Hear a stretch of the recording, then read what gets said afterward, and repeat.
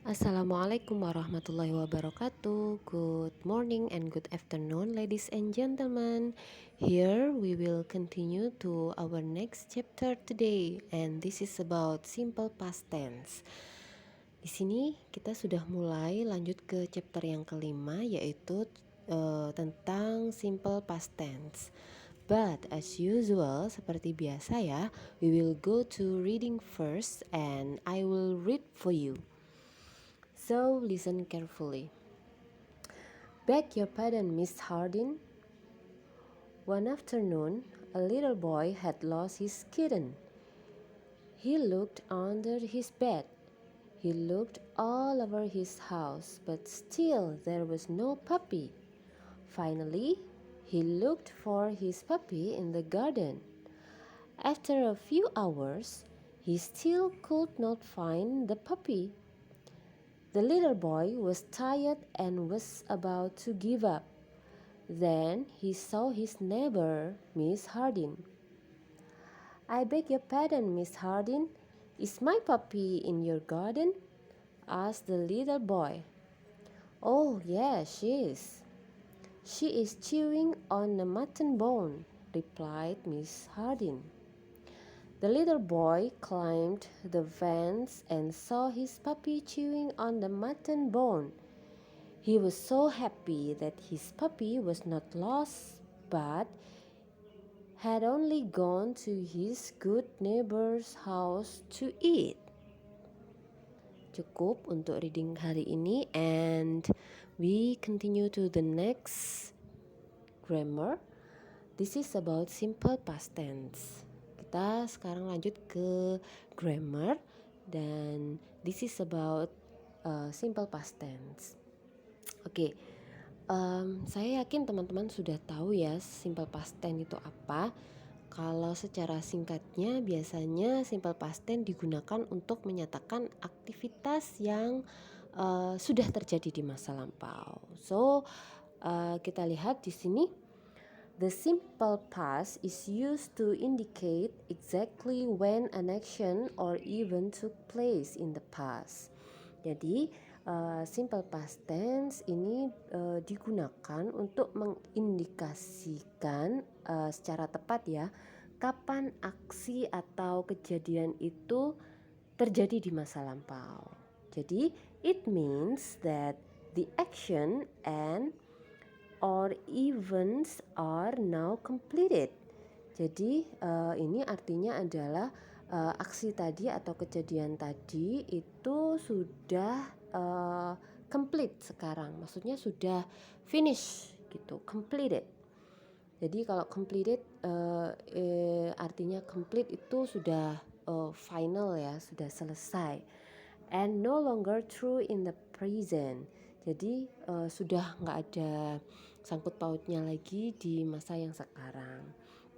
Jadi intinya simple past di sini digunakan untuk mengindikasi kapan sih kejadian itu terjadi di masa lampau. Yang artinya aksinya ini itu sekarang sudah complete atau sudah selesai, sudah tamat gitu ya, dan sudah tidak ada sangkut pautnya lagi dengan masa yang sekarang ini. Oke, sekarang kita lihat contohnya dulu. Yang pertama, I visited my sister yesterday. Oke, dari contoh ini terjadinya yesterday, yaitu kemarin ya. Berarti ini terjadinya kemarin. Saya mengunjungi kakak saya kemarin. Nah, intinya saya telah mengunjungi kakak saya kemarin atau saudara perempuan saya kemarin. Mengunjunginya kapan? Mengunjunginya kemarin gitu. Jadi sekarang sudah tidak lagi gitu. Jadi mengunjunginya kemarin, sekarang sudah tidak. Jadi kejadiannya ini terjadi di kemarin. Di waktu yang lalu gitu. Lalu contoh yang selanjutnya, we went out to dinner last night. Kita telah pergi makan malam tadi malam. Nah, tadi malam kita makan malam. Nah, tadi malam kita makan malam. Saya ngomongnya sekarang di siang hari ini gitu ya.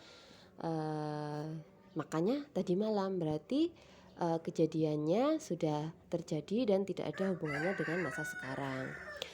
Contoh selanjutnya, I attended MGC in 1998. So it means I no longer attended MGC. Jadi saya menghadiri MGC gitu ya. Entah itu acara apa di tahun 1998. Jadi sekarang sudah tahun 2020. Jadi karena itu kejadiannya tahun 1998, jadi nggak ada hubungannya dengan sekarang. I saw a movie every weekend when I was a teenager. Saya nonton bioskop atau nonton film setiap minggu ketika saya masih muda atau masih remaja. Nah, karena sekarang mungkin saya gitu ya, saya sudah nggak remaja lagi, sudah punya anak 3 gitu ya. Jadi kejadiannya ini ketika remaja, berarti sudah nggak ada hubungannya lagi dengan sekarang. Nontonnya setiap minggu gitu. Dulu nontonnya setiap minggu. Nah sekarang sudah nggak lagi gitu. Jadi it means I don't see movie very much anymore. Jadi saya sudah nggak melihat film lagi sebanyak itu gitu untuk sekarang ini. Oke. Jadi kejadiannya itu sudah lampau dan tidak ada hubungannya dengan sekarang. Oke, sekarang kita lanjut dengan pattern atau formnya atau formulanya atau rumusnya. Rumusnya sangat gampang sekali ya, yaitu verbal, yakni ada subjek terus verb. Verbnya bentuk yang kedua. Nah, contohnya ini bentuk verbal dulu ya, yang sebelah kiri ada she cried. Dia menangis, dia telah menangis. Cried ini dari kata cry yang artinya menangis. Karena dia sudah lampau, maka verbnya nanti bentuk yang kedua, bukan verb bentuk pertama yang seperti kemarin, pertemuan yang kemarin. Sekarang verbnya sudah berganti ke bentuk yang kedua karena ini masuk ke past tense. Verbnya pakai verb 2. Dia telah menangis. She left at 3 o'clock. Dia meninggalkan atau dia pergi pada pukul 3. Misalnya sekarang sudah pukul 6. Nah, tadi dia perginya pukul 3 gitu. Nggak ada hubungannya dengan sekarang. Lanjut. They arrived 3 weeks ago. Mereka sampai 3 minggu yang lalu. Mereka sampainya 3 minggu yang lalu. Oke, ini bentuk verbalnya. Arrived di sini bentuk kedua dari verb 1 arrive. Ketambahan ed ya. Oke, sekarang kita lanjut ke bentuk nominal atau rumus nominal di sini. Nominal seperti yang sudah saya jelaskan juga di minggu yang sebelumnya. Nominal ini ketika kalimatnya nggak ada kata kerjanya. Contohnya, you were beautiful. Kamu cantik, tapi you were beautiful. Dulu kamu cantik, berarti kenyataannya sekarang berarti dia sudah tidak cantik lagi. Lalu I was very happy. Saya sangat bahagia. Kemarin, for example. Saya sangat bahagia. Maksudnya di sini dia telah bahagia. She was a naughty girl. She was a naughty girl. Dia dulu itu wanita yang nakal. Berarti intinya sekarang dia sudah tidak nakal lagi. Ini contoh yang nominal. Jadi dari contohnya itu tidak ada verbnya atau tidak ada kata kerjanya. Oke. Untuk catatannya di sini, yang pertama, most regular verb add ed to the base form of the verb. Kebanyakan regular, jadi di sini verbnya ini ada yang regular, ada yang irregular. Nanti ada penjelasan lebih lanjut, ada contoh-contohnya ya. Jadi di sini tadi kan fokusnya karena past tense, jadinya verbnya kan verb 2. Nah, verb ini dibagi menjadi dua bagian, ada yang regular verb, ada yang irregular verb. Kalau regular verb itu verbnya verb yang beraturan, jadi dia diakhiri dengan ed ketika dia ketemu verb 2. Contohnya look, melihat, ketika dia verb 2 maka dia diakhiri dengan ed, jadi looked ya, bacanya looked gitu. Tapi secara tulisan dia ditambahi ed. Jadi di sini tulisannya most regular verb add with ed to the base form. Jadi ini masuk regular verb yang diakhiri dengan ed setiap kata kerjanya. Contohnya work, ketika dia bentuk verb 2 maka diakhiri dengan ed, worked gitu ya, bacanya worked. Want, jadi wanted. Help, artinya membantu, jadi helped ketika dia masuk verb 2. Arrive, jadi arrived. Leave, jadi lived. Itu ya, jadi regular verb ini verb yang diakhiri dengan ed. Oke, nah sekarang notes yang kedua. There are many common irregular verbs. Nah, tadi saya sudah menjelaskan bahwa verb ini ada yang regular verb, ada yang irregular. Yang regular verb ini diakhiri dengan ed setiap kata kerjanya ya. Verbnya pasti berakhiran dengan ed. Nah, yang kedua ini irregular verb, ini kata kerja yang tidak diakhiri dengan ed. Nah, lalu diakhiri dengan apa? Nah, ini sudah paten dari bahasa Inggrisnya sendiri ya. Jadi kata kerja yang tidak beraturan. Nah, karena kata kerja tidak beraturan maka diakhiri dengan macam-macam. Ada yang contohnya misalnya di situ kita lihat ada go. Go ketika verb 2 maka jadi when. Beda jauh banget ya, bedanya jauh sekali. Go jadi when. Terus ada meet jadi met. Asalnya e-nya 2, ketika dia verb 2 jadi met, e-nya 1. See jadi saw. Drive, drove.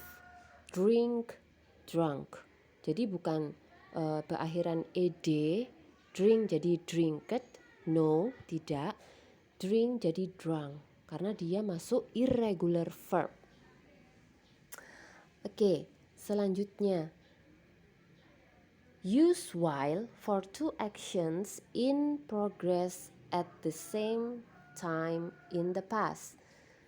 Menggunakan kata while untuk dua aksi di kejadian yang sama-sama terjadi di masa lampau. Misalnya contohnya, she was talking while he was driving. Dia sedang berbicara ketika dia sedang menyetir. Jadi intinya dia ini nyetir sambil ngomong. Dia ngomong sambil menyetir. Jadi di waktu yang bersamaan di masa lampau dia melakukan itu gitu. Dia melakukan itu, dua kejadian yang sama-sama terjadi bersamaan di waktu yang lampau. Kemarin misalnya, kemarin dia mendengarkan sambil menulis, atau dia kemarin itu menulis sambil mendengarkan. Nah gitu. Jadi dua-duanya terjadi di masa lampau dengan bersamaan gitu. Lalu yang selanjutnya, use when for an action that was in progress, that was interrupted by another event in the past. Jadi maksudnya di sini menggunakan kata when pada aksi yang awalnya ada suatu kejadian, lalu setelah kejadian itu terjadi, di tengah-tengahnya terjadi lagi kejadian yang kedua gitu. Kita lihat dulu contohnya di sini. I was just leaving when you called. Saya baru saja sedang pergi ketika kamu memanggil atau ketika kamu telepon misalnya. Jadi gini, saya baru pergi ketika kamu menelpon. Jadi saya pergi, kamu menelpon. Seperti itu. Saya pergi, lalu kamu menelpon. Seperti itu. Jadi kejadiannya berurutan. Gitu. Oke, kita tadi sudah lihat ya rumusnya. Jadi rumusnya yang selanjutnya itu seperti ini. Jadi dari kalimat tadi saya ambil kesimpulan rumusnya seperti ini. Jadi untuk yang positif, negatif, interrogatif. Karena untuk yang tadi slide yang sebelumnya tadi belum jelas antara positif, negatif dan interrogatifnya. Jadi ini rumus untuk simple past tense. Jadi untuk kalimat positif ada subjek, verbnya pakai verb 2 dan tambahi dengan objek. Ya, contohnya the teacher came. Ya, yang rumus yang bawah itu adalah rumus untuk nominal sentence, yaitu subjek untuk pengganti verb 2-nya pakai was atau were. Oke. Contohnya I was a stamp collector. Saya adalah kolektor stamp di waktu yang lalu. Nah, dulu adalah kolektor stempel atau perangko. Jadi saya dulu adalah koleksi perangko, jadi pengkoleksi perangko seperti itu. Untuk negatifnya, don't forget to put not, subject, did not, lalu bare infinitive. Contohnya, the teacher didn't come. Bare infinitive ini bisa berupa 3C ya, jadi 3 complement atau did not. Bare infinitive ini masuk verbnya. Infinitive ini verb 2 ya. Jadi she did not verb. Aslinya itu tapi dinamakan bare infinitive. Bare infinitive ini sama seperti verb 2 ya. Lalu ada plus object. Kalau aslinya rumusnya seperti itu ya, ada objeknya. Objeknya bisa berupa noun, bisa berupa adverb dan juga bisa berupa adjective. Atau istilahnya itu 3 complement. Kalau nominal sentence for negatif ada subject, ada was were, lalu not plus object. Jadi B-nya itu karena dia verb 2 jadi was were. Oke, kalau kalimat interrogatif atau kalimat tanya, don't forget to put to be-nya dulu, did dulu, baru subject, baru bare infinitive atau verb 2. Oke, next. Tadi saya mengatakan bahwa ada verb ini dibagi menjadi 2, ada regular verb, ada irregular verb. Kata kerja yang beraturan for regular ya, irregular verb itu kata kerja yang tidak beraturan. Kalau teman-teman membedakan ini gitu, sebenarnya yang harus dipelajari itu yang irregularnya. Kalau regular kan gampang ya, tinggal menambahkan ed. Karena dia kata kerja yang beraturan, maka verbnya tinggal menambahkan ed. Nah, kalau untuk yang irregular verb, kata kerja yang tidak beraturan, ini yang harus dihafalkan. Nah, untuk membedakan mana yang regular, mana yang irregular, itu kita pelajari yang irregular dulu. Jadi yang perlu dihafalkan di sini adalah yang irregular. Yang nggak perlu dihafalkan sih, tapi ya dibaca-baca gitu, nanti lama-lama insya Allah bisa sendiri. Jadi di sini karena regular ini tinggal menambahkan ed, jadi kita fokusnya ke irregular verbnya, kata kerja yang tidak beraturan. Jadi di sini there is no rule for the formulation of irregular verbs. Jadi di irregular verb ini nggak ada aturan ya, nggak ada formulanya, nggak ada rumusnya bagi irregular verb, kata kerja yang tidak beraturan. Jadi bagaimana? You have to memorize them. Anda harus menghafalkan irregular verb. Nah, gitu ya. Insya Allah kalau irregular itu hanya ada satu lembar ya, tapi kata-katanya kecil-kecil. Cuma satu lembar gitu. Cuma satu lembar, tapi kata-katanya kecil-kecil. Nah, oke. Contoh ini hanya sebagian. Nah, biasanya irregular verb ini bisa Bapak Ibu atau teman-teman temukan di kamus biasanya ya.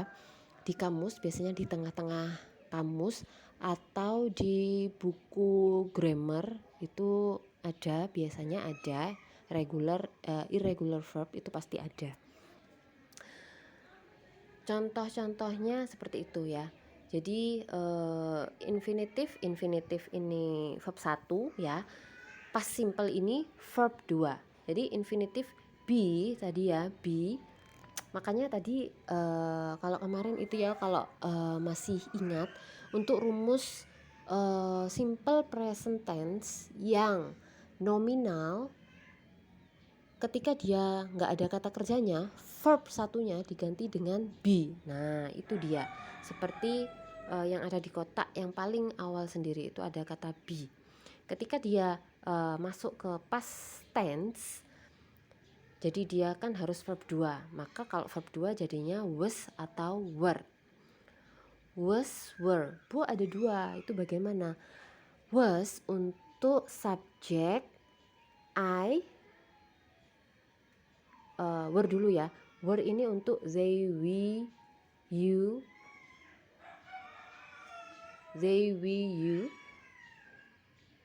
Ya, were dulu. Jadi untuk were-nya ini untuk subjek they, we, I, you. Nah, they, we, I, you atau I, you, they, we plus nama orang ya. Lalu untuk was untuk subjek he, she, it, nama orang. Jadi untuk were, untuk yang they, we, I, you, untuk yang was, untuk subjek he, she, it, Ali. Nah, untuk verb 1 yang lain ada, jadi yang di bold atau yang ditebali itu verb 1, verb 2-nya yang ada di sebelah kanan. Jadi ini yang harus dihafalkan. Ini hanya sebagian ya, belum semua. Jadi kalau Bapak Ibu teman-teman kepingin lihat secara detail, bisa lihat di kamus atau di buku grammar itu ada. Oke, for the exercise untuk latihannya bisa dilihat di buku bahasa Inggris ya, on your English book. Ini itu pertama yang harus dilakukan adalah write the words in the correct order. Jadi tulislah kata-kata yang masih acak menjadi benar ya, diurutkan dulu, baru dirubah ke dalam bentuk simple past tense atau simple past form, bentuk simple past. Jadi diurutkan dulu karena di sini ada yang sudah bentuk verb 2, tapi ada juga yang masih bentuk verb 1 atau verb ing mungkin ya. Seperti contohnya, misalnya saya kasih contoh ya, nomor 1. Ada sister has a, your, job, got, ada good. Ini jawabannya untuk yang pertama.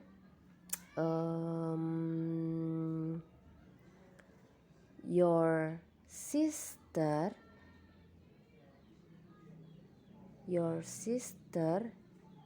has got a good job. Oke, ini karena saya juga baru membaca ya, jadi baru mengerjakan juga ini ya. Oke, jadi untuk nomor 1 ini kalau diurutkan menjadi your sister has got a good job. Nah, has got a good job. Nah, setelah kita mengurutkan tadi ya, your sister has got a good job. Nah, your sister has got a good job lalu dirubah ke dalam bentuk simple past form. Nah, jadinya your sister was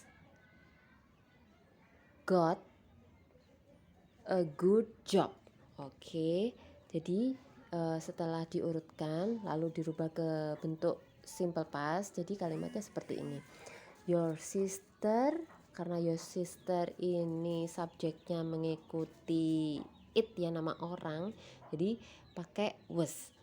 Your sister was got a good job. Seperti itu contohnya. Oke. Untuk yang selanjutnya, mengerjakan soal yang selanjutnya, jangan lupa diurutkan dulu baru dirubah ke dalam bentuk past tense. Oke. Thanks for listening and thanks for watching. I see you again on the next meeting. The last I say, wassalamualaikum warahmatullahi wabarakatuh.